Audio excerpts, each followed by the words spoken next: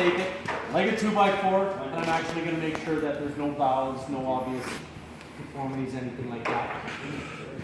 Go over onto its end as well, do the same thing that way. Okay?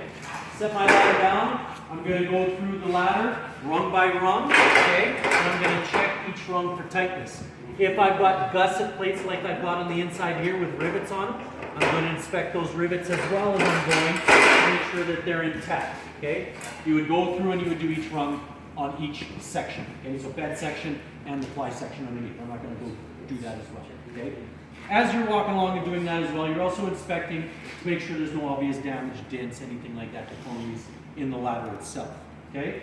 I get up to the top. On an extension ladder, I'm going to have some kind of pulley at the top, and inspect that pulley, make sure that it's spinning freely.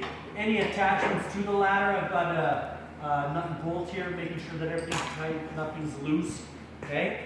I also inspect as I'm going along these guide channels, okay? My bed section is going to have slots where the fly sections slide in so that it doesn't wobble around, okay? Better view of it is down here. This slot here is called your guide channel.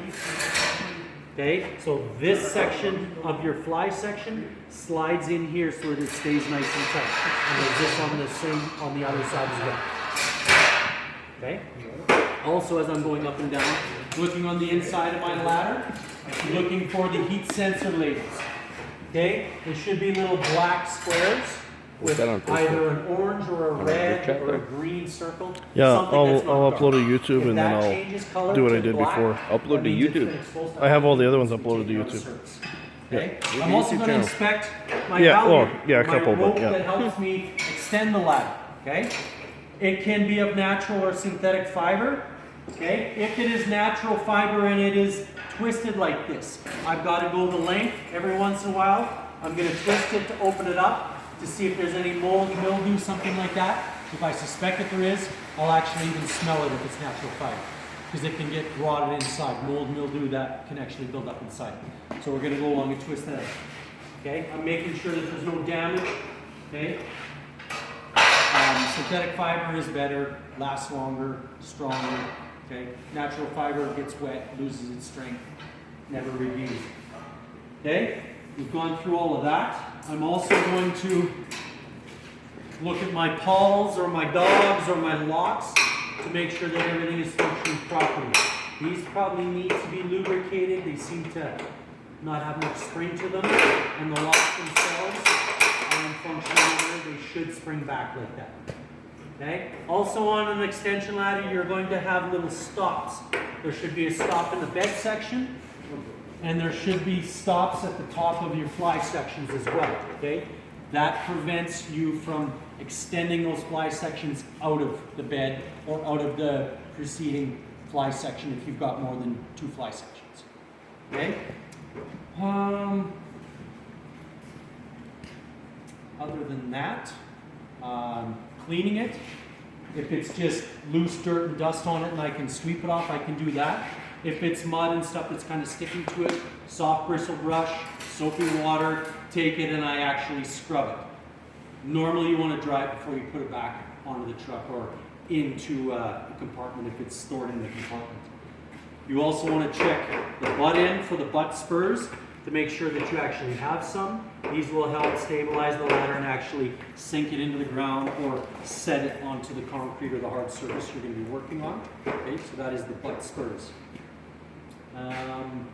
If there's something on here, maybe a tar or some other kind of chemical product, if we need to use any kind of solvent, we always use a product that is Manufactured. recommended by the manufacturer or meets manufacturer specifications.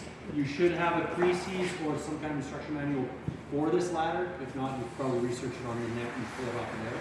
But it will tell you what cleaners and that you can use. Also on your ladders, you should have a couple of labels. On here, we have our electrical warning, okay? Watching for wires, make sure that doesn't come into contact with any kind of electrical equipment or charge lines or anything like that. But I also will have a label telling me my proper climbing angles as well. That will be on there. Usually also there will be a sticker or a marker indicating the NFPA standard that this ladder meets. And the length, right?